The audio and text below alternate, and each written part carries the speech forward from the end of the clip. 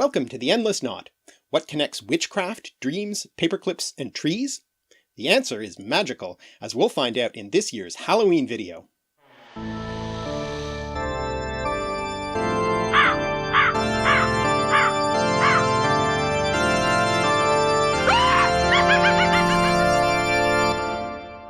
The word magic had a long way to travel before making it into English.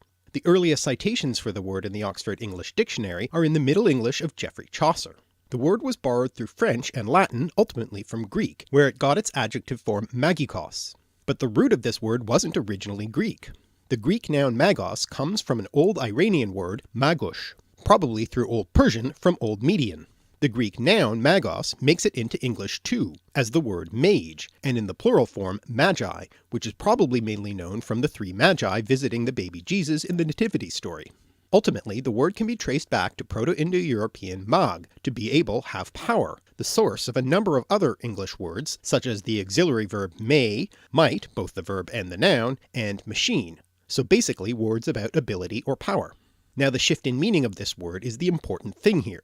The Old Iranian word magush referred to a priest, or perhaps originally a priestly caste.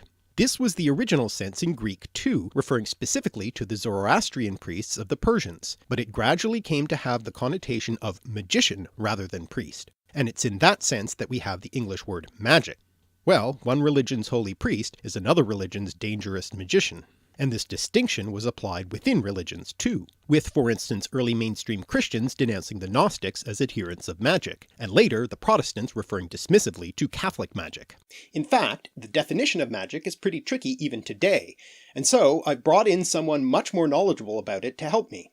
Andrew Mark Henry of Religion for Breakfast has thought a lot about this. So Andrew, what's the difference between magic and religion, and where does science fit into it all? Thanks, Mark. Those are some really tough questions because, as you said, religion and magic are very subjective terms. One person's religion is another person's scary, deviant magic. In fact, for the Romans, the Latin word magia had very pejorative connotations. It was used to describe any ritual that they didn't like or that they thought was secretive, violent, or subversive. This long history of magic being considered a category of dark and scary rituals has influenced how modern scholars have tried to define magic in relation to religion today. So, for example, in the 1920s, the Archbishop Alexander Leroy describes magic as the perversion of science as well as of religion. And the archaeologist Alphonse Barbe describes magic as a degenerate form of religion. Just like how food slowly rots away, magic is the rotten refuse of pure religion that's been corrupted by human frailty and selfishness. The thing is, these are not academic ways to define magic. It's only been in recent decades that scholars have tried to craft objective definitions of magic with varying degrees of success. So, for example, the archaeologist Andrew Wilburn has defined magic as mechanistic ritual that draws on religious practice, sometimes exoticized forms of religious practice, to try to serve personal ends, like healing a sickness, exorcising a demon, or cursing a rival. As for science, magic is deeply intertwined with the history of science. In fact, I often joke that Isaac Newton is not the first great scientist, but the last great magician, because he wrote tons and tons of books on the occult, astrology, alchemy, stuff like that.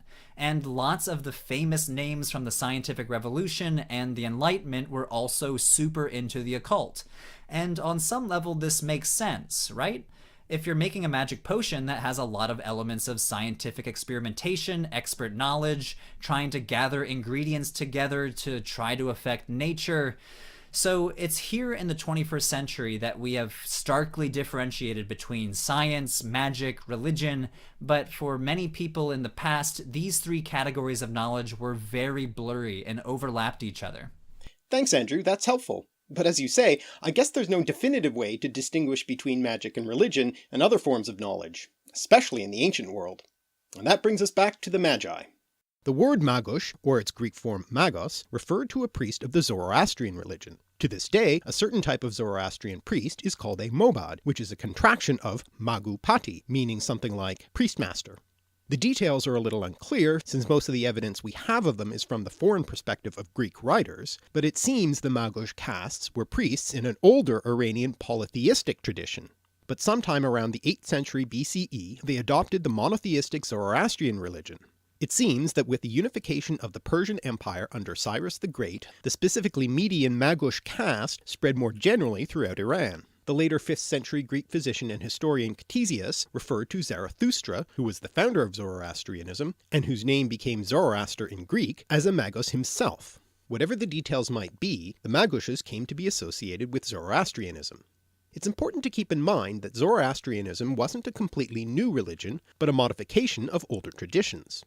Scholars aren't certain when the prophet Zarathustra lived, but it's estimated to be in the 2nd millennium BCE, or perhaps a little later around the 7th or 6th century BCE, closer to the time of Cyrus the Great. He was a religious reformer who promoted the idea of one god, Ahura Mazda, and the importance of human free will and personal ethics over ritual and sacrifice. Ahura Mazda's name, by the way, which means literally wise spirit or lord, comes ultimately from the Proto-Indo-European roots Ansu, spirit, which produced the words Aesir and Asgard, the names of the Old Norse gods and their abode respectively, men, to think, and day, to set or put. Over time, the other old Iranian gods came to be demonized and were referred to as Daivas. Daiva is cognate with Sanskrit Deva, one of the terms for a deity in Hinduism, and goes back to the Proto-Indo-European root Dyeu, meaning to shine, but also used to refer to a skyfather god, Dyeu or Dyeu Pater, which spread with the Indo-European languages, becoming Jupiter in Latin, Zeus in Greek, and Tyr or Tu in the Germanic pantheon, now reflected in the word Tuesday. It's also the root behind such words as divine, deity, and Latin deus, god, as in deus ex machina, literally God from the machine, referring to an unlikely solution to an unsolvable problem to resolve a plot. And, as we've seen already, machina and English machine come from the same root as magic. The other important concept of Zoroastrianism to keep in mind are the principles of Asha and Druj, meaning roughly truth and the lie, and the ongoing struggle between these forces, essentially a dualistic battle between good and evil. The word Asha or Arta comes ultimately from the Proto-Indo-European root ar, to fit together, which also gives us such words as order, harmony, rhyme, and rite, as in a religious rite. The word druj or drug comes ultimately from Proto-Indo-European dreug, meaning to deceive, a concept we'll return to. Fittingly for this time of year, the root also leads to Old Norse draugr, a kind of undead creature similar to a revenant or zombie, probably via the idea of a phantom. The word also gives us the English word dream, which makes sense if you think of dreams as deceptive. This brings us to the connection between dreams and magic, as one of the roles of the Magos or Magi seems to have been dream interpretation. Another word we have for dreams, at least bad dreams, is nightmare, which also has its origins in Old English. Actually, the compound word nightmare doesn't show up until the late 13th century, but is made up of the Old English words nicht and mara. But Old English mara and the word nightmare itself didn't originally refer to a bad dream. The Old English mara originally referred to a kind of female incubus who would sit upon people's chests while they slept, producing a feeling of suffocation. And that was the original meaning of the compound nightmare as well. By the 16th century, the word nightmare could also refer to the feeling of suffocation, and it wasn't until as late as the 19th century that nightmare could refer to any bad dream. Now Old English mara can be traced back to the Proto-Indo-European root mare, which meant to rub away, harm, a sense we can still see in the derivative mortar, as in a mortar and pestle. That root also led to a number of words having to do with death, such as mortal and murder. Interestingly, it's also the source of the first element of Morrigan, the Irish goddess associated with both war and fate, specifically with the foretelling of death or victory in battle, who may have been the source of the figure in Arthurian legend Morgan Le Fay, a magical enchantress. Now when we think about dreams and nightmares and supernatural beings who attack you in your sleep, we might also think of the character Freddy Krueger in the 1984 film A Nightmare on Elm Street, who attacks his teenage victims in their dreams. This film, along with the 1978 film Halloween, with the newly released 2018 sequel, appropriate for this time of year, featuring Michael Myers, who also targets teenagers, are perhaps two of the best known examples of the genre of slasher films, a subgenre of horror films. Horror films, which drew their inspiration from Gothic literature like Mary Shelley's Frankenstein and Bram Stoker's Dracula, were kicked off by the early film pioneer Georges Méliès, who used a variety of visual effects techniques such as substitution splices, multiple exposures, and time-lapse photography to achieve the supernatural events in his horror films, which he also used in his early science fiction films. Méliès, who had also been a stage magician, bringing us back to magic again, also developed the trick film genre, using those same film techniques, what we might call trick photography, to allow a magician in a film to be able to do the seemingly impossible. And so, magic tricks also brings us to the idea of deception that we saw with the roots of the words dream and rouge. The word trick comes into English from Old French trick, deceit, treachery, cheating, and tricher, cheat, trick, deceive, and is thus related to the word treachery, but the origin of the Old French words is uncertain. They might come from Latin tricari, to trifle, dally, play tricks, from the plural noun tricae, perplexities, wiles, tricks, which also gives us the word extricate, literally to get out of perplexities. Alternatively, it might instead come into French from a Germanic source related to Dutch trick, drawing, pull, which also has the sense trick, cunning, and is traceable back to the Proto-Indo-European root drag, to draw, drag on the ground. There's a related rhyming variant of this root, trag, to draw, drag, move, which comes into Latin as trahere, to pull, draw, which comes into English in a number of different forms, such as traction, tractor, train, attract, contract, and treat. The sense development for treat goes like this. The Latin frequentative form of trahere is tractara, to manage, handle, deal with, discuss, which comes into Old French as traiter, to deal with, act towards, set forth in speech or writing. This comes into Middle English with the sense negotiate, bargain, deal with, and we can see this sense in the related word treaty, and from this develop the later senses of to heal, cure, and to entertain with food or drink, and anything that gives pleasure. So if this tricky etymology is correct, Halloween trick-or-treating doesn't really offer a choice as it's etymologically redundant. Now getting back to magic tricks, which deceive the audience for the purposes of entertainment, the stage magician often achieves this through misdirection and sleight of hand, often using a magic wand to draw the gaze of the viewer. Now of course, beyond the worlds of stage magic and fiction, with Harry Potter's wand or Gandalf's staff, there are ancient traditions of wands used for magical purposes, probably based on the scepters that were widespread symbols of rulership. For instance, in Homer's Odyssey, the witch Circe uses a magic rod, called a rhabdos in Greek, to transform Odysseus's men into swine, and in the biblical book of Exodus, when Moses and Aaron try to coerce Pharaoh into freeing the Hebrews from slavery in Egypt, the first wonder is Aaron throwing down his rod, which is translated into Greek as rhabdos in the Septuagint, and transforming it into a serpent. Another bit of stage magic that also has a real historical foundation is the crystal ball, now the cliché of the amusement park fortune teller. In the 16th century, John Dee, mathematician, astronomer, and occult philosopher, who was an advisor to Queen Elizabeth I, gazed into crystals in an attempt to see visions of angels. This is part of a larger category called scrying, in which the practitioner stares into a reflective, refractive, or luminescent surface or object, such as water, a mirror, or fire, in order to gain some sort of prophecy or revelation. And in a sense, this is kind of similar and sometimes overlaps with dream interpretation, otherwise known as oniromancy. One famous example of this comes from the biblical book of Genesis, the famous Joseph who had the coat of many colors. Joseph was given that coat because he was the favorite son of his father Jacob, who was also by the way prone to receiving dream visions, having earlier received the vision of a stairway to heaven. No, not that stairway to heaven, Jacob's ladder. Well, in addition to receiving that technicolor sign of his father's favoritism, Joseph also had two dreams which symbolically showed his brothers bowing down to him. So his brothers were naturally jealous of him and sold him into slavery, and convinced their father that he was killed by wild beasts. Through a series of adventures in Egypt, in which Joseph accurately interpreted the prophetic dreams of fellow prisoners, and later interpreting the dream of the pharaoh predicting 7 years of abundance followed by 7 years of famine, thus advising him to store up surplus grain, Joseph was made vizier of Egypt. Now, during that famine, many people came to Egypt to purchase grain, including Joseph's brothers. So Joseph devised a trick for them, planting a silver cup in the sack of one of his brothers and then pretending it was stolen. When Joseph's steward found the cup in the possession of the brothers, he said it belonged to his master and was the cup Joseph used for divination, in other words, scrying. Well, in the end, Joseph was reunited with his brothers and father, but his prophetic dream had come true. His brothers did bow down to him as vizier. And this isn't the only ancient story of a cup being used for scrying. In Persian mythology is the Cup of Jamshid, a magical cup that contained the elixir of immortality and was also used for scrying. Many Persian literary texts describe this cup being used by Jamshid and other mythological kings, including in the Shahnameh, the great national epic of Greater Iran, which tells the mythological and historical past of the Persian Empire, including the life of the prophet Zarathustra. Which brings us back once again to Zoroastrianism and prophecy. The word prophecy comes from Greek pro, before, and phani, to speak, and a particularly deceptive form that essentially tricks its recipient is the self-fulfilling prophecy. One of the most famous literary examples of this is in Shakespeare's Macbeth, in which Macbeth gets the prophecy from the witches that he will become king, and then goes on to make it happen by killing the king and usurping the throne.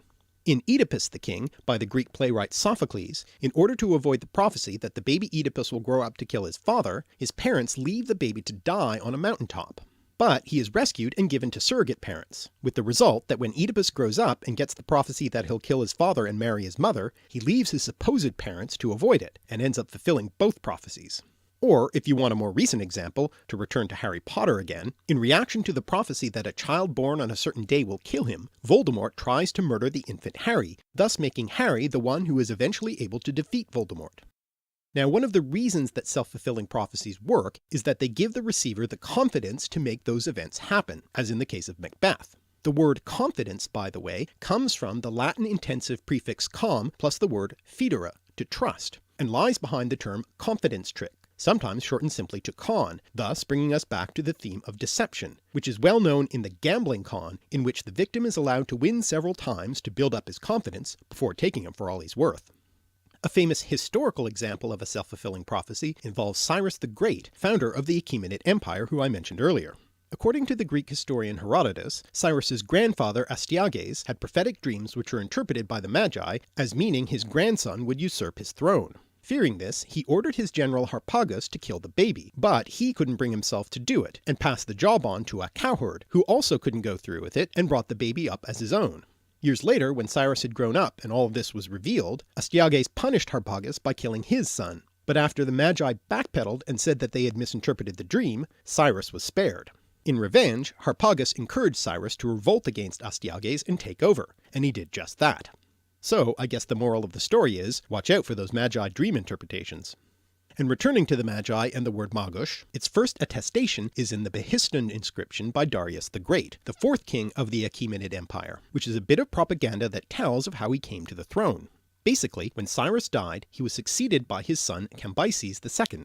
According to Herodotus, Cambyses had a dream in which he saw his younger brother Bardia sitting on the royal throne, and had him secretly killed. Then, according to Darius, a Magush named Gaumata impersonated the dead Bardia and eventually came to the throne. Darius soon after usurped the throne from the impostor Gaumata. Of course, it's entirely possible that Darius made this up to legitimize his claim to the throne, with Gaumata being an impostor, and he further legitimizes his claim by stating in the Behistun inscription that he became king by grace of Ahura Mazda. Whatever the truth may be, we certainly see several more examples here of our recurring theme of deception, not to mention prophetic dreams. With these sorts of stories circulated by Greek authors, it's not too surprising that the Magi gained the reputation for not only being magicians, but also for being devious and deceptive. Furthermore, unlike Greek priests, the Magi would whisper their prayers and ritual texts in a low voice, and in the unfamiliar Avestan language of the Zoroastrian religious texts, which may have sounded to the Greeks like incantations. Interestingly, the native Greek word for magic, goeteia, with goes meaning sorcerer, or literally one who howls out enchantments, comes from the Greek verb goon, to wail, groan, weep, from a Proto-Indo-European root that meant to call or cry. The Greeks had other words for particular types of magic, such as necromanteia, necromancy or the communication with the dead for prophetic purposes, from nekros, dead body, and manteia, divination oracle, derived from mynesthai, to be inspired, from men, to think, one of the Proto-Indo-European roots that lies behind the name Ahura Mazda. And the word pharmakeia, from which we get the word pharmacy, referred to the practice of using drugs, poisons, and medicines. But the word mageia soon became a more general term for magic in Greek.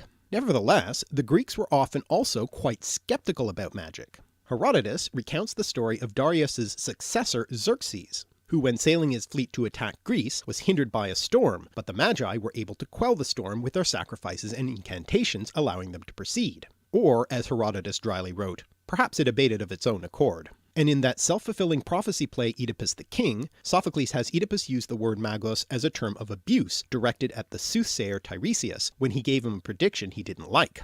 So the word also came to have the sense of a charlatan in Greek.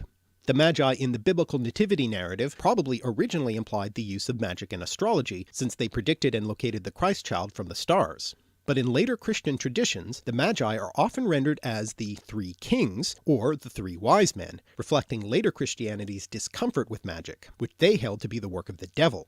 In any case, the Greek words magos and magia were subsequently borrowed into Latin as magus and magia, initially with the specific reference of Persian practices, as for instance by the Roman orator Cicero, but soon in the more general sense, as for instance by the poet Virgil. Interestingly, Virgil came to have a rather magical reputation himself. A practice arose of using Virgil's writings for a form of bibliomancy, that is, divination using books, called specifically sortes Virgilianae, or Virgilian lots. Basically, the way it works is, you take a text and randomly pick a passage from it, by for instance balancing a book on its spine and letting it fall open to a random page, and that passage would give you your prediction or answer to your question. Virgil wasn't the first author to be used this way. The Greek poet Homer is the source for the sortes Homericae, with the philosopher Plato reporting a similar form of this being used by his former teacher Socrates to predict his day of execution, but the practice continued into the Roman era. Later on, Christians would use the Bible for the sortes sanctorum, but the sortes Virgilianae was the most popular technique, with one early example being Hadrian's use of it to judge the Emperor Trajan's attitude toward him, when it correctly predicted that he would be adopted by the emperor as his heir.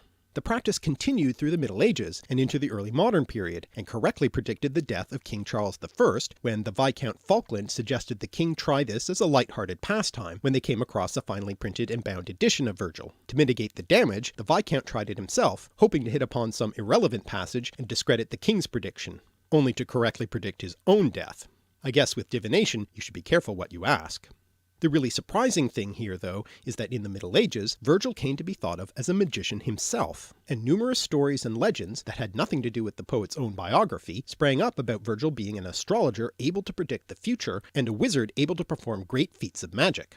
Some of the things that sparked this belief were the mystic element in Book 6 of the Aeneid and the prophetic nature of his fourth eclogue, which Christians took as prophesying the coming of Christ. Even his name was seen as being a clue, since the name Virgil is similar to the Latin word virga, wand, and he was said to have a maternal grandfather named Magus. Well, his mother did indeed come from a Roman family with the name Magia, though it's not related to the word magus. In medieval Wales, this reputation was so strong that the Welshified version of his name became a generic term for a magician, which today is the modern Welsh word for a pharmacist. Now that Latin word sortes, or sores in the singular form, comes from the Proto-Indo-European root ser, to line up. In Latin, the word was originally used to refer to little pieces of wood used to draw lots, but later came to refer to what is allotted by fate, and thus fortune, and then to any kind of fortune-telling. From that, it later developed the sense rank, class, or order, and it's that sense that we see in the English word sort. The word sortition refers to the drawing of lots, like a lottery, and the word lottery is related to the word lot, coming from a Germanic root, and thus bringing us back to the theme of gambling which we last saw in the Gambling Con. The other way this root makes it into English are the words sorcery and sorcerer, from Old French sorcerie and sorcière, originally one who predicts or influences fate or fortune, but broadening to mean one who uses magic. The more precise word now for fortune-telling by drawing lots is kleromancy, another of those mancy terms like necromancy, bibliomancy, and oniromancy. The first element of kleromancy is the Greek kleros, lot, allotment, from the Proto-Indo-European root kel, to strike or cut, from the idea of that which is cut off. Also from Greek kleros is Greek klerikos, Latin clericus, and English cleric, clerk, and clergy. So how do we get to here from there? Well, from the sense allotment, kleros also came to mean inheritance, which is how it's used in the Greek translation of the biblical book Leviticus in reference to assistance to the temple priests. Therefore shall they have no inheritance among their brethren, the Lord is their inheritance. So the word came to refer to matters having to do with priests, and eventually priest and the priesthood itself. In the Middle Ages, clerks, sometimes now pronounced clerks, were the only well-educated people available, and so in addition to their religious duties also used their skills as accountants, and from that we get the modern sense of clerk, which is broadened further to include clerical bureaucratic duties and even store clerks. The word cleric was reborrowed into English to replace clerk, which had thus become ambiguous. But clergy brings us back to the theme of priests, like the original role of those magi, though the clergy probably don't engage in cleromancy in spite of the etymology. Probably. So far we've talked about priests and other male magicians, but what about witches? The word witch obviously carries a lot of baggage with it. For one thing, it's a gendered word referring specifically to women, and beyond its main magical sense, witch or old witch can be used as a contemptuous term for a disliked woman. Though it should be noted that in more recent times there has been an attempt to reclaim the word witch in a more positive context, as for instance is sometimes done by the neo-pagan world of Wicca, and in the Harry Potter world. Hermione is indeed the most gifted witch of her generation. Witches in the Middle Ages and early modern periods were suspected of many things, including preventing conception in women and attacking male fertility, sometimes actually stealing men's penises, storing them in large chests, or in birds' nests in trees. Historically, many women have been persecuted for the supposed crime of witchcraft, justified in part by the 15th century Christian treatise Malleus Maleficarum, the witch's hammer. And you can tell it's specifically women targeted here because of the feminine Latin ending arum.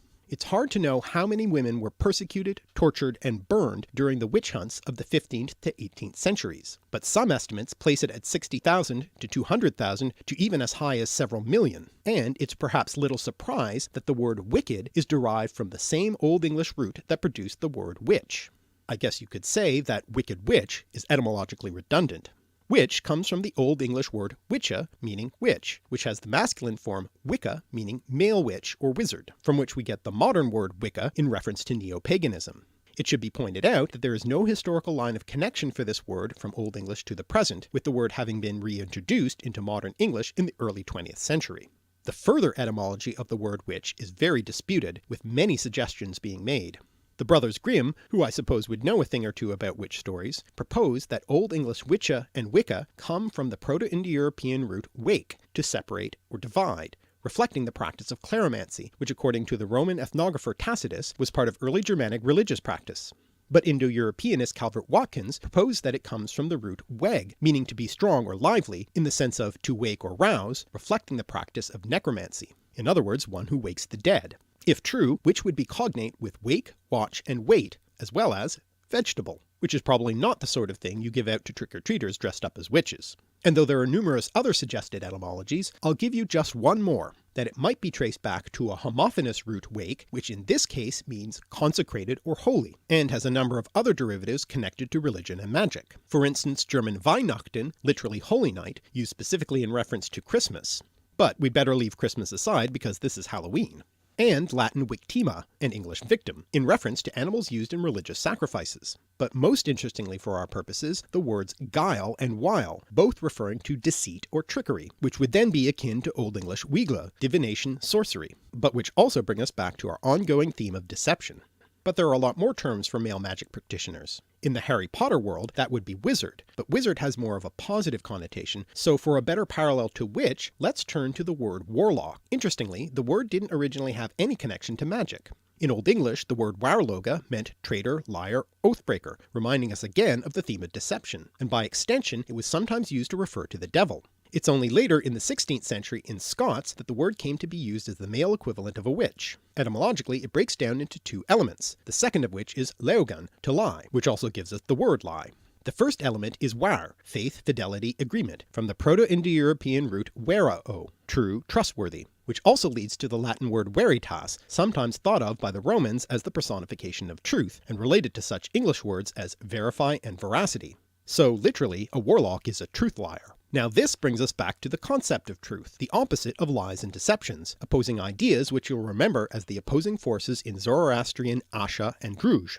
There are a number of words in English that mean truth, including the now somewhat archaic word sooth. The Old English form soth was actually quite common and comes from the Proto-Indo-European root s that supplies several of the forms of the irregular verb to be, such as is and am, as well as words such as yes, essence, and sin. Though the word sooth today is somewhat obscure, the compound soothsayer, meaning a fortune-teller or prophet, is rather more well known, being used for instance to describe Tiresias in the Oedipus story, along with seer, literally one who sees. The word truth itself has a fascinating etymology. It goes back to the Proto-Indo-European root dero, to be firm, solid, steadfast, which also has the specialized senses of tree and wood, especially oak, including the word tree itself. It's also the second element in the word Ausatru, a term used to refer to a neo-pagan group focused on the Old Norse mythological tradition, which means literally faith or allegiance to the Aesir, the pantheon of Norse gods. And we've already seen that first element as the root lying behind the name of the Zoroastrian god Ahura Mazda.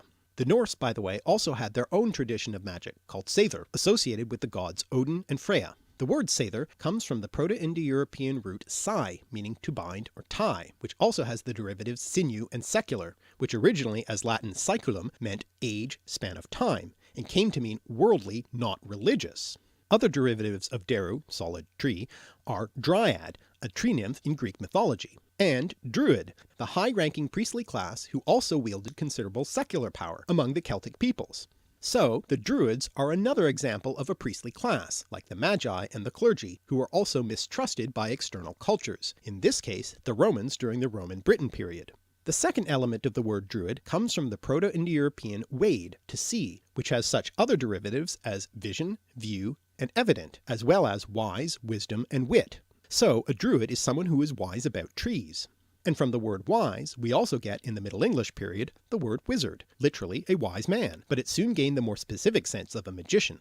Also from this root we get the Old English term Witenagemot, referring to the council of advisors to the king in Anglo-Saxon England, who technically were in charge of electing the kings. Though this political body didn't survive past the Norman conquest of England, it seems to have been the inspiration behind J.K. Rowling's Wizengamot, the wizard court of law in the Harry Potter world, obviously also playing off the word wizard. But as we've seen, the word wizard comes from the same root anyway, and in any case the wizards we know today, such as Albus Dumbledore and Gandalf, are also quite wise and indeed witty.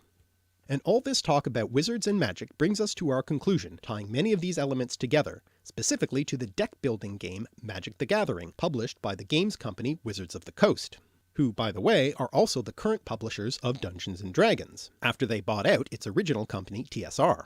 In various versions of D&D, different levels of magicians or magic users, as they were called in the game, were known by specific words, many of which we've covered in this video, such as seer, magician, enchanter, warlock or witch, sorcerer, necromancer, and wizard. The game Magic the Gathering, which also has magic users known as mages by the way, was developed by Richard Garfield, who had been a combinatorial mathematics doctoral student at the University of Pennsylvania, and apparently he created it so that he and his friends would have something to do while they waited for everyone to turn up for their D&D games. Garfield has two other claims to fame. His great-great-grandfather was James A. Garfield, a rather minor US president, having been assassinated within his first year in office. And his granduncle Samuel B. Fay invented the paperclip. Unless you ask the Norwegians, who have their own candidate for this honour, Johan Valar, whose version of the paperclip was adopted as a symbol of resistance against the Nazis, after pins or badges bearing national symbols were banned. As for Magic the Gathering itself, it originally had an aspect of gambling, since according to the original rules one was supposed to ante up a card in order to play, which the winner would then be able to claim at the end of the game. And even now the packs come with random assortments of rare cards which can be quite valuable. So whether it's card tricks or tarot cards, or the 3-card Monte Con or Magic the Gathering, or all the way back to exotic Zoroastrian priests and self-fulfilling prophecies, falsely accused witches and crystal ball-gazing wizards, it seems perhaps that for magic, luck, deception, and shifting perceptions have always been on the cards. Thanks for watching. My special thanks to my friend and fellow YouTuber Andrew of Religion for Breakfast, who suggested this topic, and helped me out with the crucial definition of magic. Why not check out his video, What is the History of Magic Wands, for more on that topic. If you've enjoyed these etymological explorations and cultural connections, please subscribe and click the little bell to be notified of every new episode. And check out our Patreon, where you can make a contribution to help me make more videos. I'm @alliterative on Twitter, and you can visit our website, alliterative.net, for more language and connections in our podcast, blog, and more.